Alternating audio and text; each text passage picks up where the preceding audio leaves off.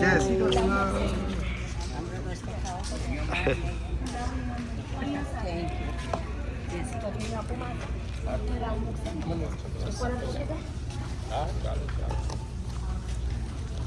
Want some those? Okay. આ કેમ મૂકવાનું છે?